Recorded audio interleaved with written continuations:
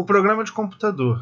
O programa de computador é formado por um conjunto de instruções que permitirão ao computador executar algo. As instruções básicas do computador são compostas por sequência de sim e não, ou ligado e desligado.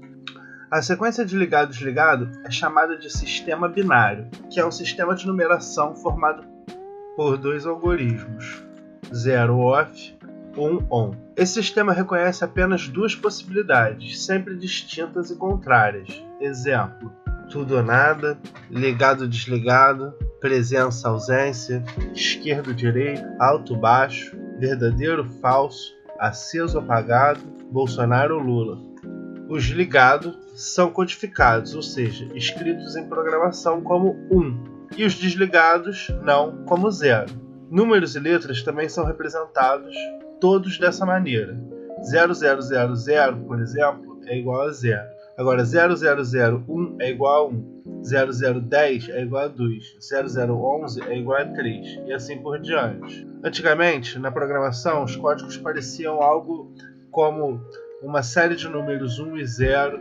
Como o objetivo da programação é ser um processo mais fácil, foi mais lógico criar um programa que recebesse esse tipo de código e facilitasse na criação de programas, traduzindo o 1 e o 0.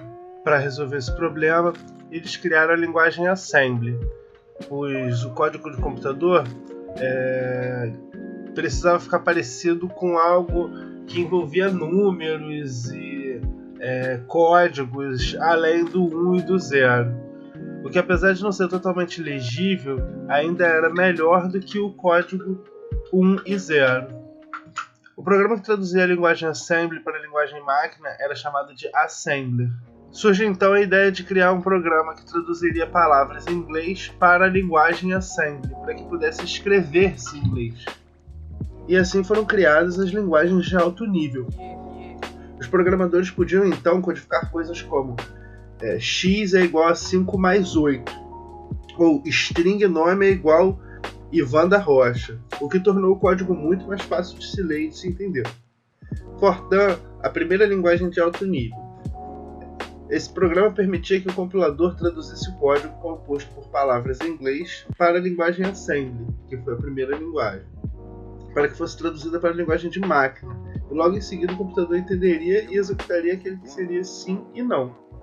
Com essa nova forma de codificar, tornou-se possível criar códigos de maneira mais complexos, organizados, fáceis de ler e manter e continuar. Linguagem de programação: Java, C, C++, Python, JavaScript. Se você não souber isso, larga o curso. Redes de computadores. O professor falou que sinal de fumaça é uma das coisas que precederam as redes. Os computadores trabalharam de forma isolada antigamente. O processamento era realizado em cada computador e aí existia um sistema que era usado para troca de informações chamado DPL e DPC. Não existia algo parecido com o que hoje é o cliente-servidor. Cada processamento era realizado no próprio computador do usuário. Devido a isso, era gerado um problema de redundância de dados. Esse processamento ocorria offline e resultava em perda de algumas informações por elas estarem soltas pelo ambiente. É tipo se você ficar mantendo um arquivo no seu computador e outra pessoa manter o arquivo dela no computador. Se vocês na hora que forem juntar, com certeza vai haver perda de dados. Então, o que é uma rede de comunicação? Uma rede de comunicação é um sistema de comunicação de dados constituído através de interligação entre computadores e outros dispositivos, distribuídos geograficamente com a finalidade de trocar informações e compartilhar recursos. O que é uma rede de comunicação? A rede de comunicação possui a finalidade do compartilhamento de dados e informações.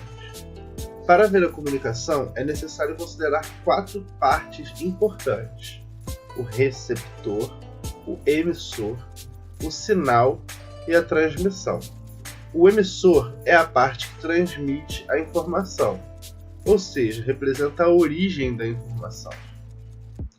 O receptor é aquele que recebe a mensagem do emissor. O sinal contém a mensagem composta por dados e informações. O meio de transmissão é a interface ou caminho entre o emissor e o receptor que possui a função de transportar o sinal ou a mensagem. Tudo isso é meio óbvio, mas é importante decorar. Emissor, sinal, meio de transmissão pode ser por cabos, fibra ótica, ar, etc. E receptor. Então, redes de computadores. As principais atividades dos administradores e técnicos de rede são desenvolvimento de serviços, planejamento, projeto, implantação, operação, manutenção, monitoramento, treinamento, consultoria e suporte técnico. Em 1838 surgiu a necessidade maior da comunicação à distância. Samuel Finley Breese Morse cria então nesse período o telégrafo, que ganhou espaço definitivo para o uso em 1844. A criação de Samuel Morse originou vários outros sistemas de comunicação, por exemplo, a televisão e o rádio. Na década de 1950, houve um grande avanço na área de processamento e armazenamento de informações, tudo graças à introdução de sistemas de computadores. As redes de computadores ganharam mais destaque e tiveram mais avanços após a popularização da internet. Hoje, a arquitetura denominada TCP/IP, Transmission Control Protocol, Internet Protocol, é uma tecnologia de conexão de redes, resultado da pesquisa financiada pela Agência de Defesa dos Estados Unidos. Então, graças à DARPA, Defense Advanced Research Project Agency, por volta dos anos 60, foi criada a conexão de redes. Em 1969, iniciou uma conexão com circuitos de 500 kbps entre 4 localidades: a Universidade da Califórnia, de Los Angeles, a Universidade de Utah, o Instituto de Pesquisa de Stanford e a Universidade de Santa Bárbara. Essa rede foi denominada ARPANET, sendo desativada em 1989. A partir daí, foi feita em várias universidades e institutos de pesquisa, que começaram a participar e contribuir com inúmeras pesquisas durante a década de 70. Essas pesquisas deram origem ao protocolo TCP/IP. Então, você aí que não gosta de faculdade, aí ó, não fosse a faculdade não tinha Fortnite. Em 1980, a Universidade da Califórnia de Berkeley, que desenvolveu o sistema operacional Unix, escolheu o protocolo TCP/IP como padrão. Em 1985, a NFS, National Science Foundation, interligou os supercomputadores de seus centros de pesquisa, a NFSnet. No ano seguinte, a NSFSnet foi interligada à ARPANET, dando origem então à nossa querida, amada e super estimada internet. Em 1988, no Brasil, a internet chegou por iniciativa de institutos de pesquisa, chamado Instituto de Pesquisa de São Paulo, pela FAPESP. E no Rio de Janeiro, graças à Universidade Federal do Rio de Janeiro. E ainda tem gente que diz que a galera só faz baderna na porra da faculdade. Vamos lá.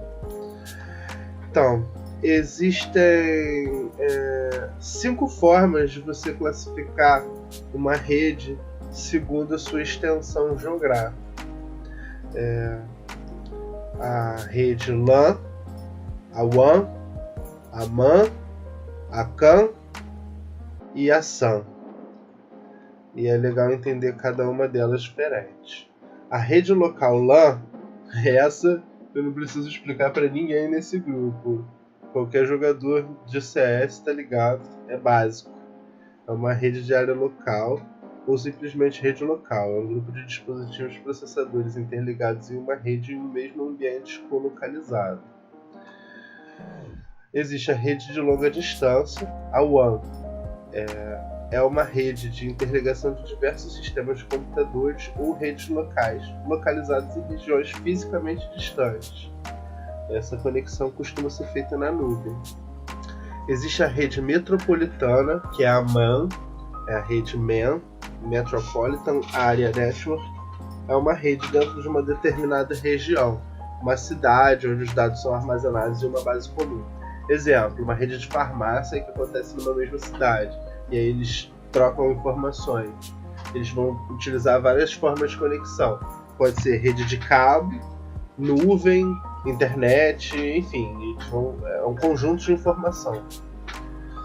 A rede de campos, que é quando você tem uma grande estrutura e você tem uma conexão em um grande campus. É uma rede que compreende uma área mais ampla que uma rede local, que pode conter vários edifícios próximos. Exemplo, um campus universitário. Campus. E a rede de armazenamento SAN. A SAN, pelo que eu entendi, é a suruba. É a rede de armazenamento que compartilha uma base de dados comuns em um determinado ambiente. Então nela você compreende a WAN, a LAN, a porra toda dentro da construção dela. Ela é a mistura de tudo, a utilização disso tudo numa única aplicação. É isso. Redes de acesso. As redes de acesso que existem são a internet, a intranet, a extranet, a VPN. São essas 4. A internet, a gente conhece, é um lugar onde a gente acessa para ver gato e pessoas caindo. É um conjunto interligado mundialmente de redes de computadores utilizando a arquitetura TCP/IP. Disponibiliza o acesso a serviços, permite troca de informação e comunicação de usuários por todo o mundo. A intranet é uma rede baseada na arquitetura TCP/IP de uma determinada organização, fornece serviços aos colaboradores e permite a comunicação entre os mesmos. Tudo isso ocorre de forma controlada em relação ao ambiente externo. Pode se chamar também de rede corporativa. É a que a galera usa nas empresas. Rede extranet. Permite o acesso de colaboradores e fornecedores de uma organização aos mesmos recursos disponibilizados na intranet. Pode-se dizer que é uma extensão da intranet. Facilita disponibilizar um padrão único entre as diversas empresas filiais do grupo. Quem já trabalhou numa multinacional, ela sabe que às vezes as redes eles têm uma rede própria e que você tem que utilizar determinada estrutura já criada de sistema deles, que às vezes não pode acessar nem a internet, que é meio travada. E por fim, uma das mais interessantes, que é a VPN. VPN, quem acessa a internet de forma anônima já ouviu falar. É uma parada que gera vários debates, mas é a rede privada virtual. É uma rede virtual que permite o serviço de acesso remoto de colaboradores ou fornecedores a uma determinada rede. Tudo isso estabelecida com conectividade entre 2 ou mais pontos, visando a execução de suas respectivas tarefas. É utilizada principalmente por colaboradores para terem acesso aos e-mails corporativos via intranet, ou para as equipes de suporte técnico solucionarem problemas em seu sistema de maneira remota. Também é uma forma de você acessar a internet anonimamente. Mas pelo amor de Deus, não vai fazer nenhuma pirocagem não. Para você entrar na internet anonimamente para fazer, roubar vídeo pirata, não para fazer merda, cometer terrorismo. Vamos lá. Existem alguns modelos de referência de OSI. Os modelos OSI são modelos Open System Interconnection. Ele foi desenvolvido pela ISO, International Standard Organization, com o objetivo de criar uma estrutura para a definição de padrões para a conectividade. Define um conjunto de 7 camadas, layers, e os serviços atribuídos a cada uma. O modelo OSI é uma referência e não uma implementação. O objetivo de cada camada é fornecer serviços para a camada imediatamente superior, esconder da camada superior os detalhes de implementação de seus serviços e estabelecer a comunicação somente com as camadas adjacentes de um sistema.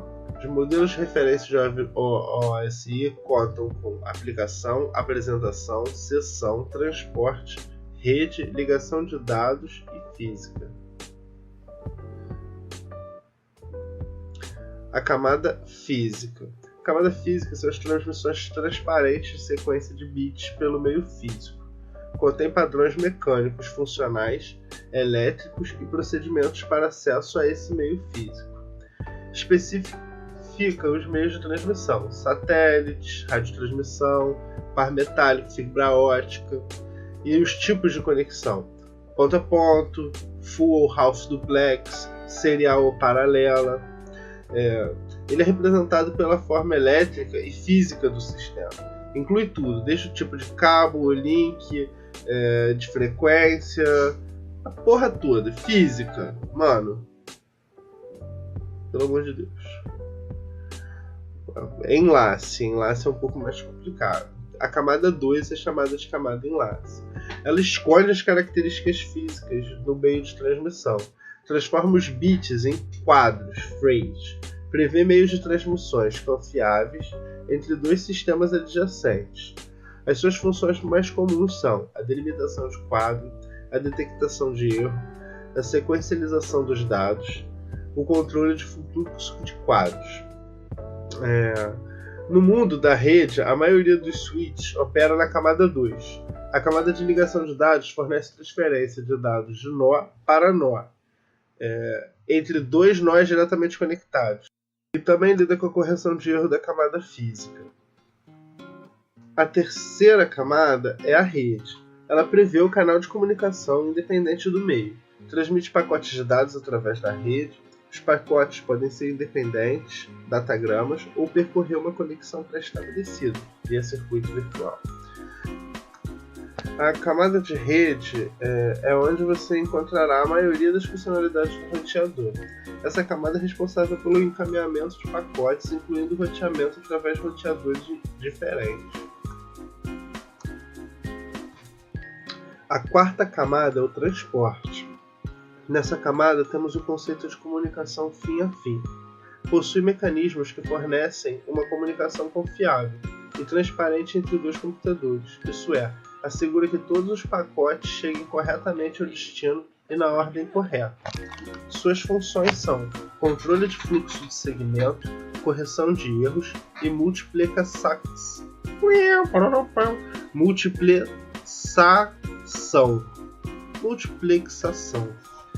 Que eu vou descobrir agora o que é para nós.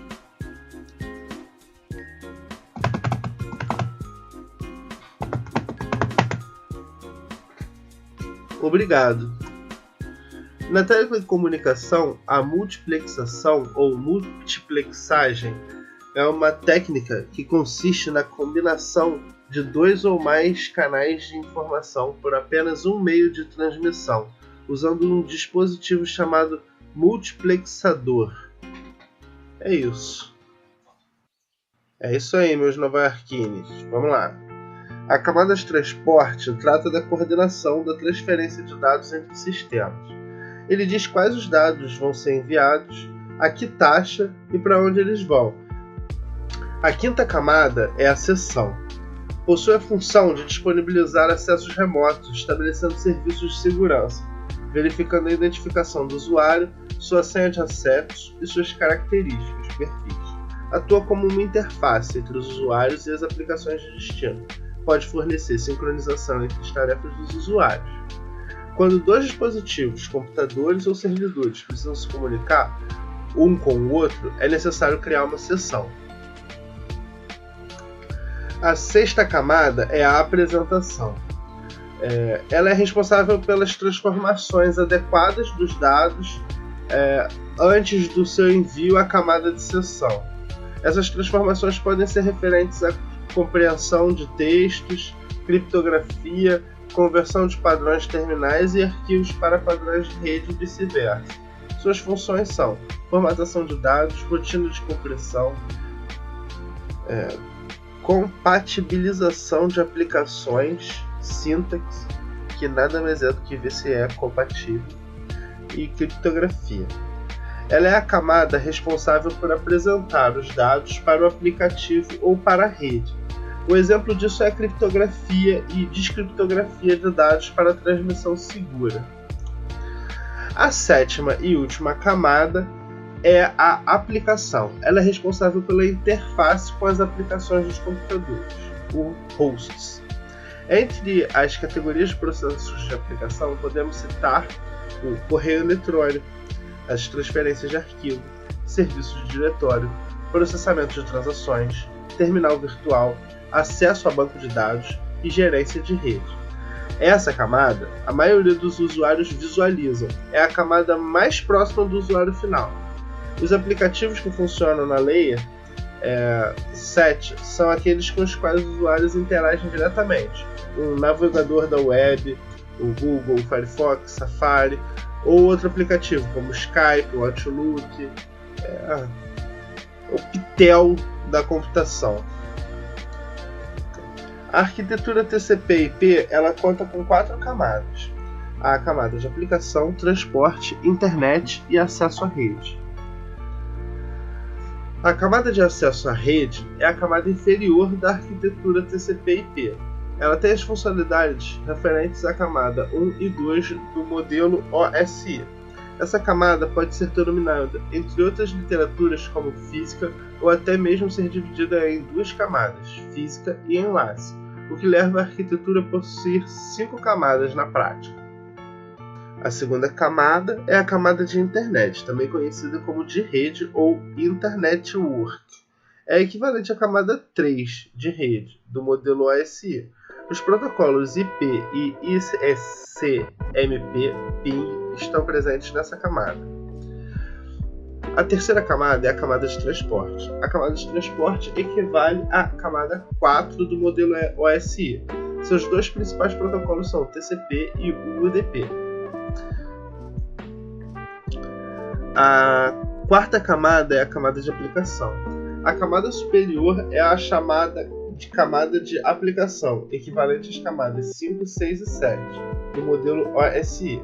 Os protocolos mais conhecidos são HTTP, FTP, Telnet, DNS e SMTP.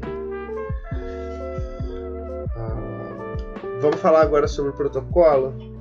Cara, a sensação que dá de estudar essa matéria é que você está lendo um manual mesmo. É isso. Não gostou? Rala. O HTTP é o Hypertext Transfer Protocol, protocolo de transferência de hipertexto. É o protocolo da camada de aplicação no modelo OSI, utilizado para a transferência de dados na rede mundial de computadores, a internet. Também transfere dados de hipermídia, imagem, som e texto. O FTP, ou o File Transfer Protocol, protocolo de transferência de arquivos, é uma forma bastante rápida e versátil de transferir os arquivos. O acesso ao FTP, não confunda com FTP, pode ser realizado via navegadores de internet, como o Internet Explorer, Firefox, Google, ou via um cliente de FTP, o FileZilla, o Classic FTP, etc.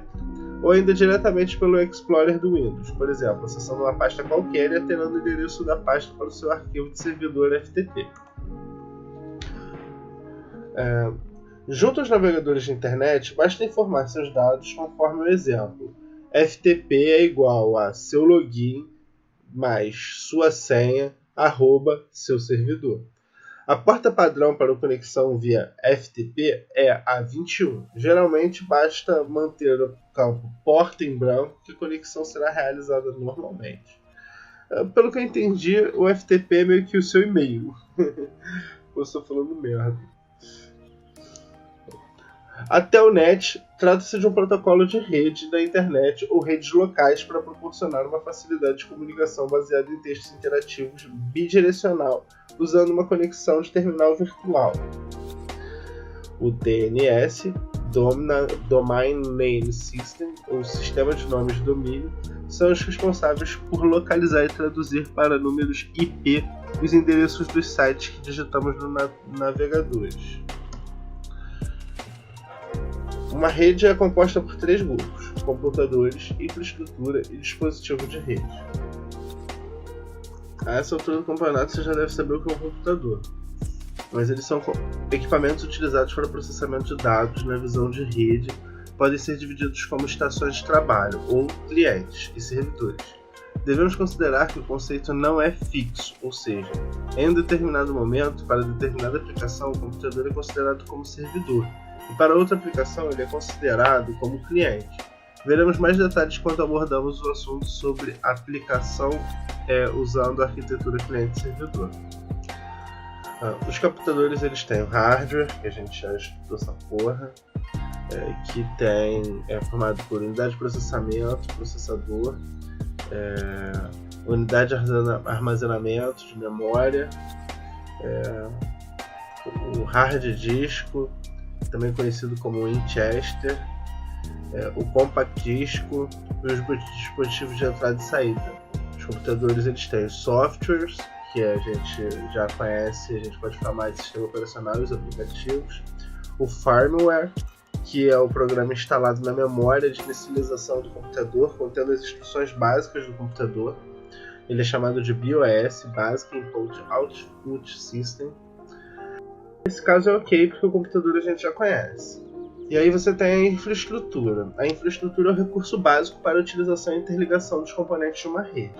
Ele tem o meio físico, composto por cabeamento, par metálico, fibra ótica, onde estabelece a forma de interconexão entre os componentes de rede.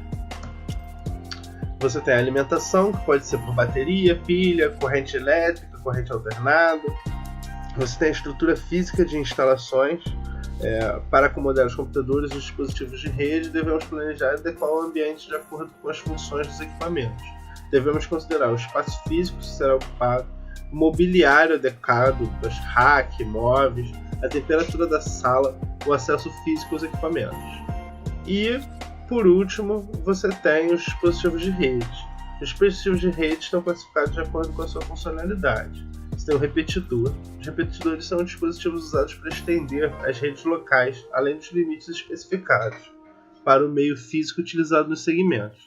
Operam na camada 1 física, no modelo OSI, e copiam bits de um segmento para o outro, regenerando os seus sinais elétricos. Você tem o concentrador, chamado de hub. Os hubs são os dispositivos atualmente usados na camada 1 física e substituem os repetidores. São repetidores com múltiplas portas. Você tem a ponte, que é chamada de bridge, em inglês, porque a gente é chique. São dispositivos que operam na camada 2 do enlace, do modelo OSI, e servem para conectar duas ou mais redes, formando uma única rede lógica e de forma transparente os dispositivos da rede. As redes originais passam a ser referenciadas por segmentos. As bridges foram criadas para resolver problemas de desempenho das redes. Elas resolveram os problemas de congestionamento nas redes de duas maneiras: reduzindo o número de colisão na rede com domínio de colisão e adicionando a banda à rede. Ainda sobre o bridge, como os bridges operam na camada do enlace, eles enxergam a rede apenas em termos de endereço de dispositivo. Os bridges são transparentes para os protocolos de nível superior. Isso significa que elas transmitem os pacotes de protocolos superiores sem transformá-los. As bridges são dispositivos que utilizam a técnica de Store and Forward, armazena e envia. Ela armazena o quadro, frame, em sua memória, compara o endereço de destino em sua lista interna e direciona o quadro, frame, para uma de suas portas. Se o endereço de destino não consta em sua lista, o quadro, frame, é enviado para todas as portas, exceto a que originou o quadro, frame. Isso é o que chamamos de floating.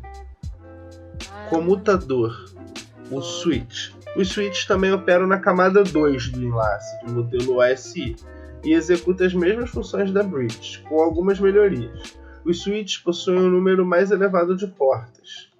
O roteador.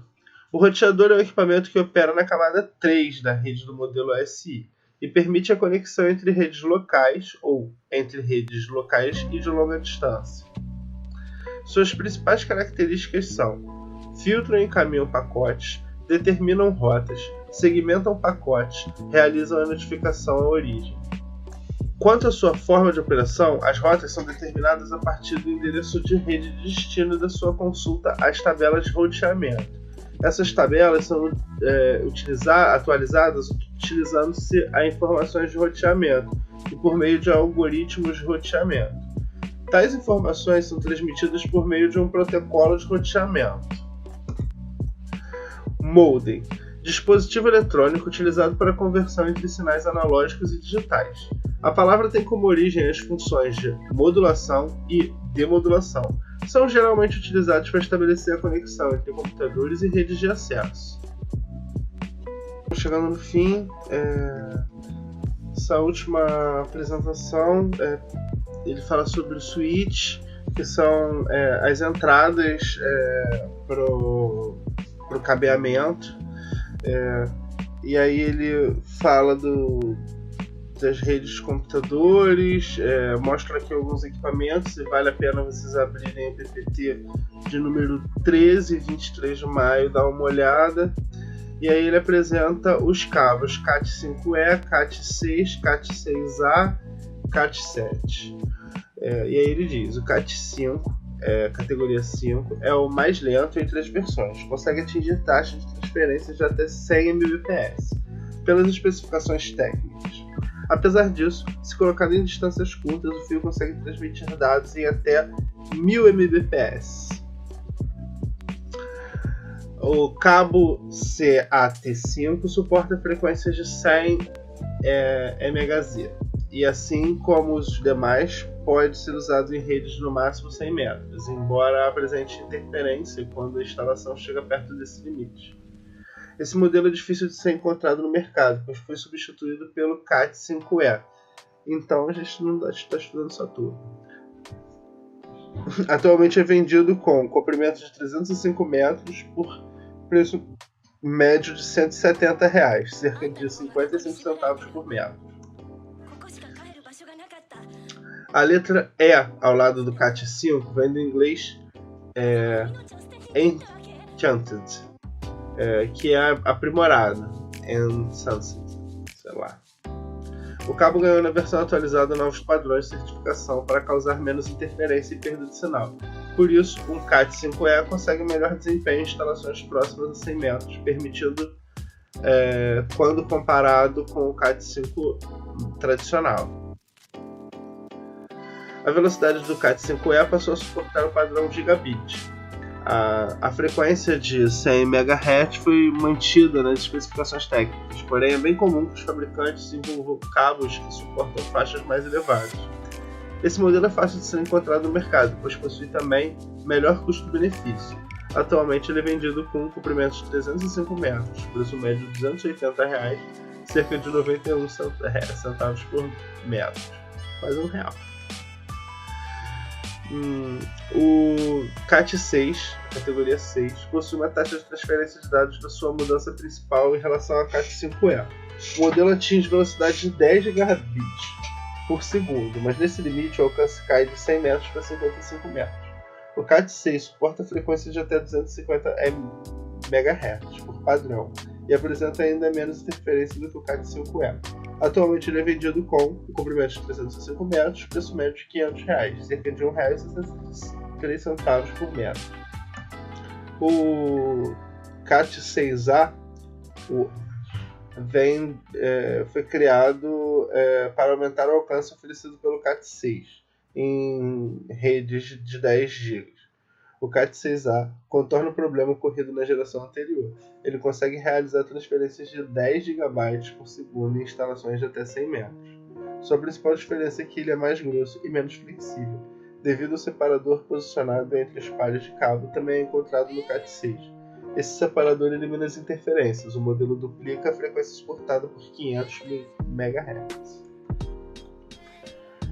CAT é indicado para projetos adiantados em relação aos novos padrões de velocidade de conexão, mas o custo não compensa. É difícil de encontrar no Brasil e atualmente é vendido com o preço de R$305 para o preço médio de R$2.000 e R$3.500. Caraca! A fibra ótica trata-se de uma tecnologia de alta performance para a conexão de internet. Mesmo com o desenvolvimento de novas pesquisas com técnicas até superiores e testes com resultados positivos, a fibra ótica ainda é uma boa opção no que há de mais avançado em termos de conectividade no mercado. É a da TV, Em resumo, assim, lembra muito da TV. A vantagem de usar ainda a fibra ótica por conexão é o fato de que essa tecnologia permite que os fios deem conta de volume de dados muito maior. Os cabos, diâmetro na casa dos micros, podem transmitir 2,5 milhões de chamadas telefônicas. Um fio de cobre convencional precisaria ter um diâmetro de 6 metros e consumir uma quantidade absurda de energia para transmitir o mesmo volume de dados. A fibra ótica é imune à interferência e permite que sinais de rede de internet sejam distribuídos sem oscilação e projeção. E aí existe a fibra ótica monomodo e a fibra ótica multimodo. A fibra ótica monomodo são compostas de cabos óticos monomodo. Possuem um diâmetro muito menor de núcleo, além de uma casca muito espessa. Isso faz com que ele tenha uma menor perda de luz, mesmo em curva e em grandes distâncias. Pelo seu diâmetro minúsculo, o feixe de luz é refletido de forma direta. Vantagem: velocidade superior ao multimodo, maior alcance de sinal e menor taxa de perda. Desvantagem: difícil de alinhamento em caso de emendas e conectores. Preço do equipamento mais alto. A fibra ótica multimodo são compostos por cabos multimodo e tem um diâmetro maior no núcleo. A luz é refletida de forma diferente, com o feixe dividido em vários reflexos. Geralmente esse cabo é feito com fibras de plástico altamente tecnológicas, mas que não são tão eficientes quanto o vidro. Os cabos multimodo apresentam uma maior perca de feixe de luz em grandes distâncias, principalmente com muitas curvas. Portanto, ele é indicado apenas para conexão de curta ou média distância. Principais vantagens do cabo ótico multimodo: ideal para o uso em redes de LAN house, fácil de trabalhar e alinhar em casa de emendas e conectores, e o preço dos equipamentos mais baixo do monomodo, barateando o custo de rede. A desvantagem do cabo de fibra ótica multimodo: taxas de transmissão mais baixas do que os cabos monomodos, e apesar de não ser tão discrepante em curta distância e distância limitada. Esse último PPT, o 13, vale a pena mesmo pegar e abrir, porque 80% dele é foto, assim. Mas vamos lá. Sobre a diferença da fibra ótica monomodo e multimodo. A multimodo ela tem cerca de 4 km, a monomodo ela alcança até 120 km. Sobre a fonte luminosa, a fibra multimodo utiliza diodos LED mais baratos, operando na frequência de 800 a 1300 nm, que eu não sei o que significa, acho que são raios infravermelhos. E a fibra monomodo, que utiliza diodos laser na frequência de 1310 a 1550 raios infravermelhos. As instalações. Por ser bem mais fina, a fibra monomodo requer precisão maior nas emendas e conectorização, que deve ser as conexões. Vamos lá. A rede Wi-Fi. A rede Wi-Fi a gente conhece, trata-se de uma rede sem fio que pode ser chamada também de wireless, no qual permite o acesso à internet apenas por sinal de ondas de rádio. Como as televisões e os celulares, não são necessárias a utilização de fios conectores. Podemos dividir a rede sem fio em 3 categorias: interconexão de sistemas, LANs sem fios e WANs sem fios. A interconexão de sistema significa conectar computadores e periféricos usando uma faixa de alcance limitado.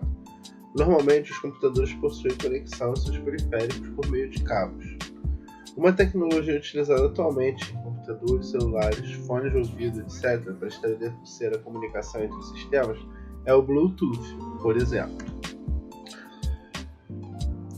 As LANs sem fios consistem em uma rede local sem a necessidade de cabos físicos, ou seja, podemos estabelecer a comunicação entre vários computadores e dispositivos de rede sem o uso de cabeamento. Por meio de um switch sem fio e placas de rede sem fio, podemos implementar esse tipo de rede. As LANs sem fio estão se tornando cada vez mais comuns em pequenos escritórios e em residências, principalmente onde existe a dificuldade para a passagem de cabeamento. Um exemplo de rede WAN sem fio é a rede utilizada para a telefonia celular. Atualmente, conseguimos transmitir voz, dados e imagem para o aparelho celular. Os principais pontos que diferem uma rede LAN sem fio e uma WAN sem fio são a distância de alcance, a capacidade de transmissão e a potência de equipamento de sinais gerados. Hoje, as LANs sem fio podem transmitir na taxa de 100 Mbps a distância na ordem de metros, enquanto a WAN sem fio funciona a taxas de 1 Mbps em raios de vários quilômetros. As ondas de rádio são eletromagnéticas, formadas pela combinação dos campos elétrico e magnético, que se propagam no espaço perpendicularmente, transportando energia, utilizadas pelas emissoras de rádio. O roteador, também sem fio, possui a função de realizar a distribuição dos sinais da rede, além de escolher o melhor caminho para o envio do conjunto de dados, e é responsável por receber sinal e decodificar. É ele quem envia as informações para a internet, usando uma conexão com fios, a Ethernet, responsável pela interconexão de redes locais. E aí aqui ele mostra um gráfico de topologias de rede.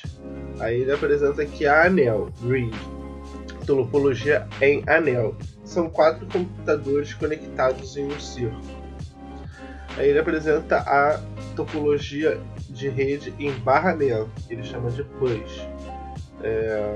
E aí é uma linha e vários computadores se conectando a essa linha.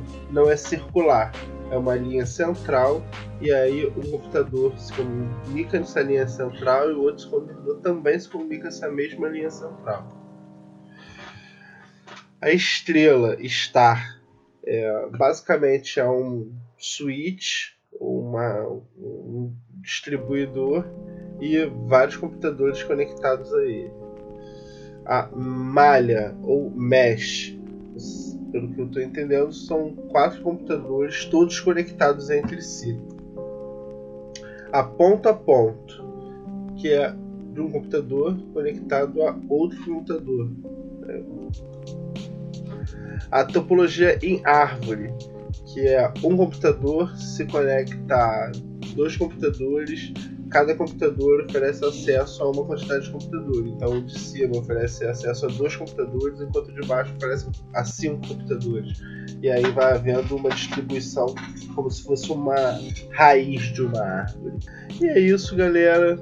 Essa foi a leitura do último PPT. Nossa gravação teve aí quase 1 hora. Eu espero que não tenha ficado chato. Boa prova. Vamos que vamos. Abraço.